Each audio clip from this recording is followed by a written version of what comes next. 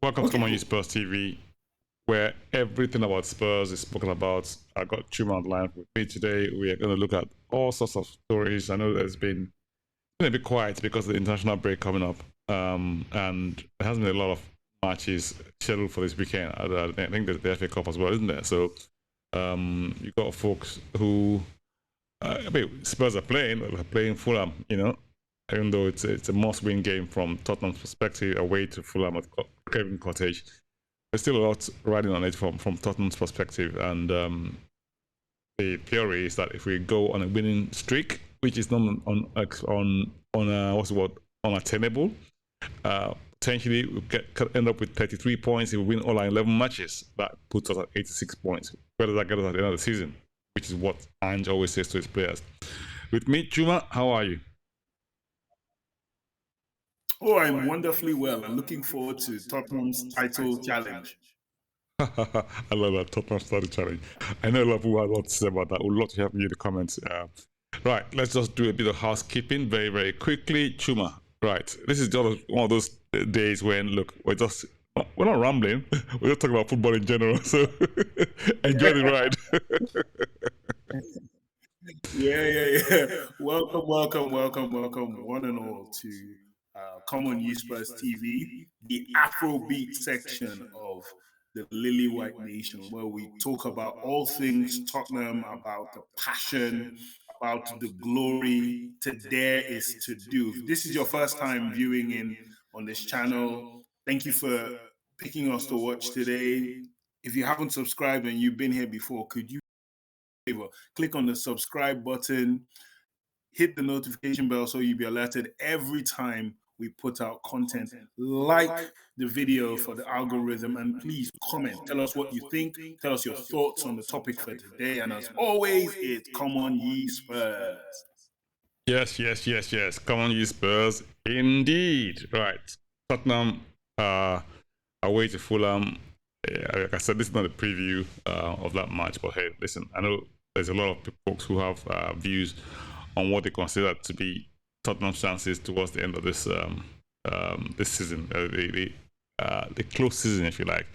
And people have been sort of a little bit like, I mean, okay, we had that little blip in the middle of the season just when we played Chelsea, and we ended up not doing that great at that match because for a variety of reasons, obviously. I mean, we lost players, we got a couple sent off, and things went on a bit of a downward spiral for a bit. But we seem to be getting back to that rhythm now of playing really well and scoring goals. And I mean, the last match against Aston Villa away was an absolute cracker. I mean, from the Tottenham perspective, I think that is probably the top performance of the season for me so far. I mean, I also look at the Man U match as well. That was another big match for us when we came out all guns blazing and everything just clicked into gear, And the move of the match for me was one particular move that actually broke down when Emil Højbjerg sent, like a couple of Villa players on different errands, and he just advanced the ball. It was absolutely fantastic. The unfortunate thing was that a goal did not result from that move. But it tells us that the intent of the team and what that team is capable of. And for Højbjerg of all people to come up with that sort of move, I mean, it tells us our confidence of the players, about how things are sort of, beginning to sort of drag into place. And Van der Ven went off, Dragosin came in, and you didn't feel that sort of pressure of saying, oh, we're going to fit a fullback in the centre-back position, sort of thing, all the things that we didn't kind of had in the midpoint of the season when we had that little challenge with players unavailability, or players being unavailable. And it seems to be like a new Tottenham now. I mean, fresh back again and firing on all cylinders seemingly. I mean, what do you think? Well, I agree with you, and I'd even go further to say that the reason why I think it resonated, this victory over Villa resonated with the fan base, is Villa are seen as a direct rival. They're seen as a team that have had a head start on Spurs in terms of their process or project. And Unai Emery has done a very, very good job with those players. So we were looking at it as a game where we would come away with a narrow win. But from the beginning of the game, it felt like a boxer, like where boxers are just trying to find out who you are. Little bit of sparring, some body punches. We're literally trying to feel the opponent out. And we found that they couldn't really hurt us. They had a few chances where they tried to break away, but Van de Ven and Romero were very, very, very, very solid. And then it just seems like second half, we say, look, these guys actually can't do anything to us. Let's play them off the park. And as soon as second half started, Van de Ven went down with an injury. The Dragon Lord had his first few real minutes as a Spurs player at half. And it was just seamless transition. And it just became what we became. And, honestly, I mean, it just, it was beautiful. You could actually see Ange ball in so many. Yeah, I was so pleased with the way the whole team performed. I mean, in that match, it was. I mean, even Timo Werner came on, and I mean, Son with two assists. It was just dreamland type stuff, on many levels. I was like, yes, this is Tottenham we're looking for. But the funny thing about players and fandom, people always say this, right? That people, I mean, the truth of the matter is that fans are entitled to have opinions, and I mean, no one's going to shut down anyone's opinion here and say that, oh, mine is the best, or you shouldn't criticize players and all that sort of thing. But you do find that people get a little bit agitated when it comes to matches, right? Especially when things are not going to plan. And when that happens, you can see that people say all sorts of stuff that they might end up not. When they look back at it and say, maybe I shouldn't have been that critical. I mean, we got plenty of that at the end of that first half in that match. People were saying that we were passing sideways, we weren't being effective, and I didn't see Villa creating any. I mean, all they had was play long ball and hope and run that Watkins and what's the other guy, Bailey, will get on the end of it. They got on the end of it once or twice, but apart from that, there was nothing. There was really nothing. I mean, I thought it was a masterful performance from our defense, especially Mr. Romero. I mean, he was just absolutely immense, wasn't he? Oh, I think the word you're looking for is imperious. I think that's the word, imperious. And his imperious actually translate to emperor. He was like that. This whole thing he does, it's the thing the Brighton players, the Brighton defenders used to do a lot of in their pump last year, where you just place your studs on the ball and you're waiting for the attacker to press and you pass through. He kept doing that. He just slows the ball, just places his studs on the ball. Complete control. I know where this ball is going to next. You don't. And I was like, I think standout performance for me were Romero and surprisingly Bissouma. But what people didn't understand is a lot of people are criticizing Bissouma. But I think what he's done is he's stripped away all those flary bits from his game. And he played a standard, simple 6 game. He collects and gives. Kind of like he was imitating Højbjerg without being Højbjerg. And it worked. He simplified his game, and then Pape Mate Sarr. What can I say about a young man that hasn't been said already? The length is like watching a gazelle in pure motion. He covers so much ground. He's always such a willing runner. Like, in reality, he shouldn't be Tottenham's number 8 or any of the 8s. But he has forced his way in there with his sheer enthusiasm, his attitude, his positive attitude, his persistence. Oh, he's nobody was sad to see Bentancur come off the bench. We love Rodrigo Bentancur. We know he's a great player. He's not back to the level. But while he's still trying to get the level, his assistant is well suited to take the role. And that's what Sarr was immense. Madison was having fun because, as you know, he's the most hated man in Villa. It's pleasing to see that we've got such options galore now when it comes to making substitutions, changing play, and just upping the ante when we needed to up the ante. And Sarr in his role was just like, I mean, I know you would use the word imperious for for Mr. Romero earlier on.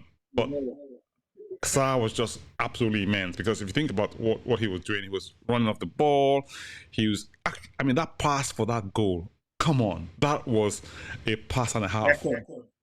Beckham-esque. Absolutely. I mean, Beckham would have been really proud of that. And guess what? He's only 21. So there's so much more to come from him, you know? And he's got such a slight build. You think when he fills out a bit more down the line, I mean, we've got ourselves a bargain, man. Come on. I mean, what, 15M? From me? I mean, can you believe that? And for Destiny. Yeah. I mean, so in many ways, I mean, I don't want to go to thanking Mr. Levy for pulling off that bargain. That's what he does. That's what he does for a living. So yeah, kudos to him for Mr. Paratici or Parashiti. Whatever we call him, the Italian Don. Exactly. Don. He's, I mean, whatever you make of him is unearthed a lot of gems for us. I mean, while he was here, you know, Betancourt, Mr. Kulusevski, and talking of Kulusevski, oh my God, he had that piece he wrote in the Players Tribune. I thought that was a masterful piece. I mean, I read it and I was like, it was so touching on many levels. I mean, you read that piece as well, didn't you? I read it, I watched the video, I read it and watched the video more than once. Because you see, like for you and I think a lot of people on, let's say, our Nigerian Spurs WhatsApp group, there's something about the immigrant journey, you know, being an immigrant, regardless of if you were born here, your first generation, second, like there's this thing about the immigrant journey and the kind of mindset you need to have to succeed. And to think of how young he was starting out. Like, he's the son of immigrants into Sweden. Then he now becomes an immigrant himself, moving to Italy at a young age, about 16. Absolutely, yeah. So he's a double immigrant, now moving to England at 20. Triple immigrant, you know? And it's how he has had to overcome challenges every time. You know, he makes it into a team in Sweden. He goes to Atalanta, he conquers it, becomes a first teamer, goes to Parma, from Parma to Juventus, which should be the zenith of his achievement, but he's not given a chance. Everyone thinks he's rubbish. He comes to England, and I love what he wrote about his first game, because you and I were both here. We did a show after the first game where he was getting slaughtered by Spurs fans. That what the hell have we bought here?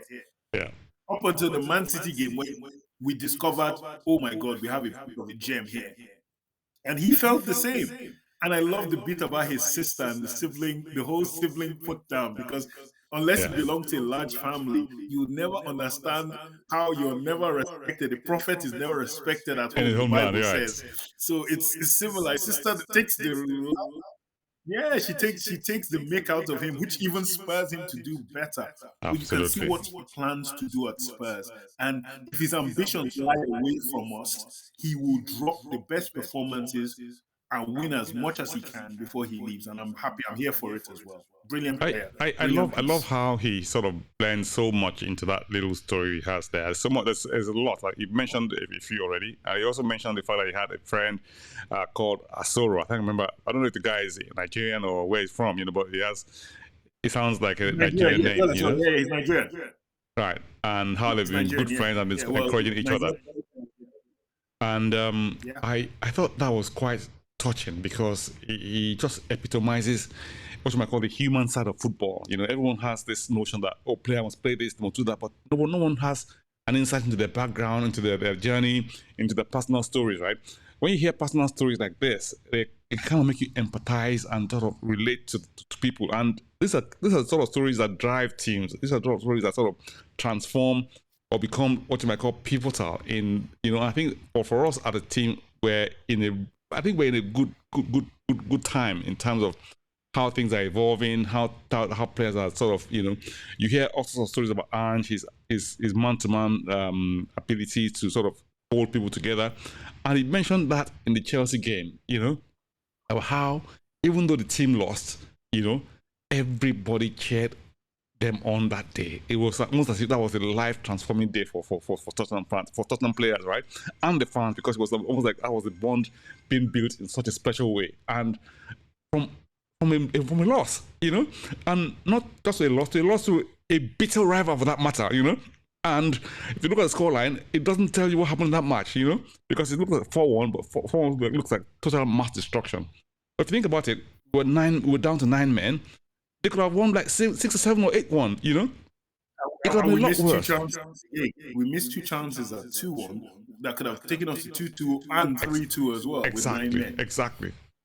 That's the other side of the coin. And the fact that he said that Ange did not ask them to attack. They actually did it themselves, They held the high line. It wasn't like they were getting instructions from Ange. So that tells you that they have bought into Ange's philosophy, and that is so pleasing.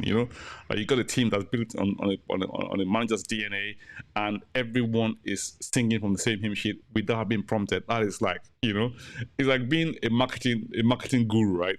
And you sort of you put out a post to people and say, oh yeah, here, have this, and people begin to sort of share that post themselves without being told, right? Oh, you must share this. They actually become your unpaid evangelists. If like that is the dream of every marketer, and that's what Ange seems to have. Kind of built up in this team. 100%. It's really good, really, really good. I am pleased. So Spurs title challenge, bring it on.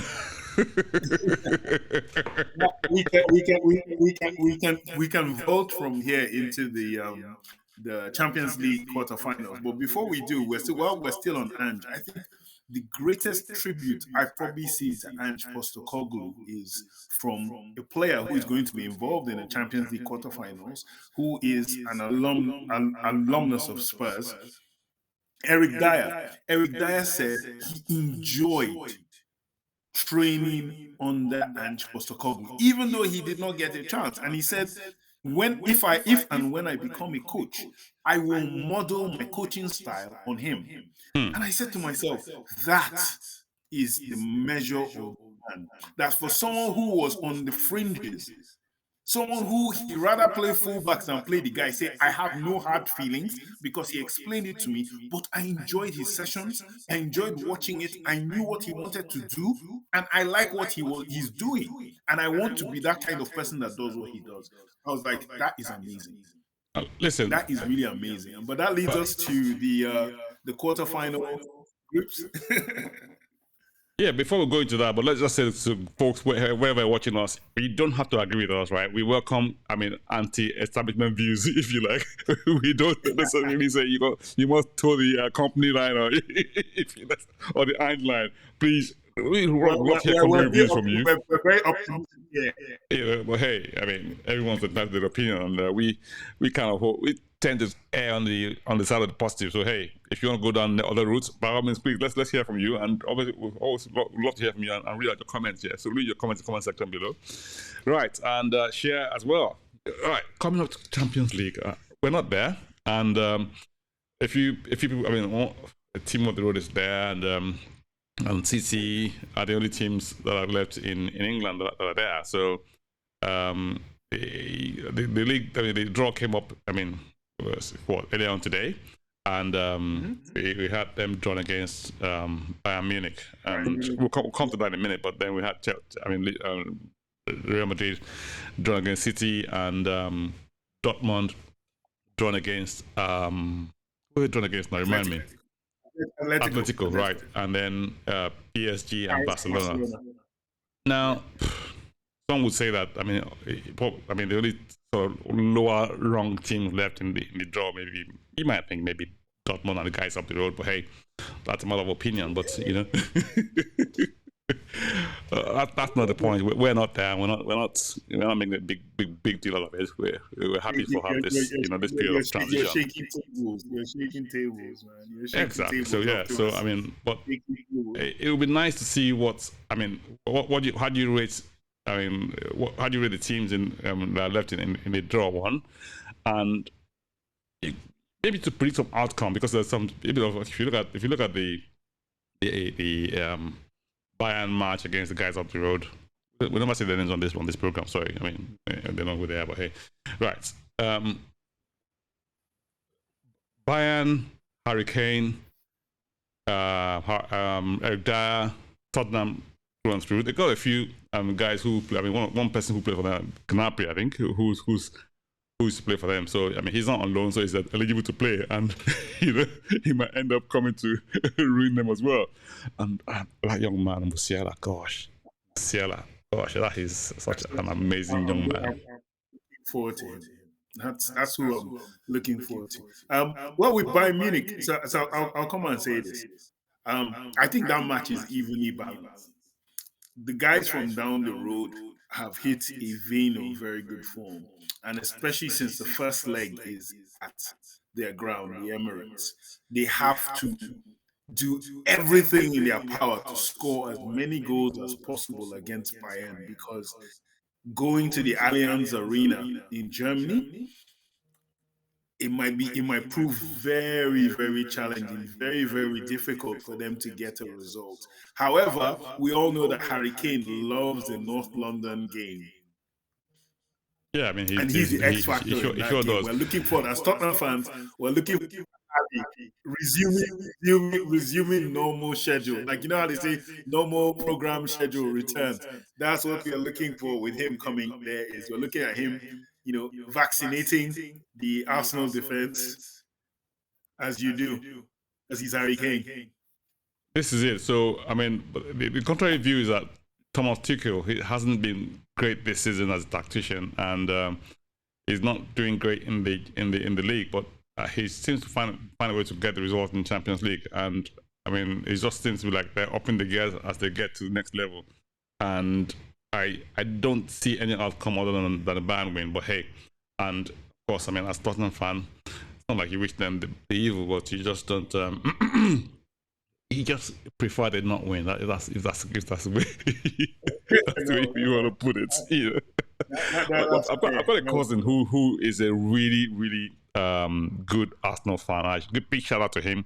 He always comes up and tells me that look, not London is big enough to have two big teams. You know, I said no, not. It's been too magnanimous. You know. I thought, look, let's just keep it straight, you know. We don't like you guys. Don't try to be nice. But shout out to Doc. I mean, if you're watching this is for you. You know, we love you. He knows who he is. Yes, right. That on that note, this is where we draw curtains on this particular edition of Common Use Spurs TV.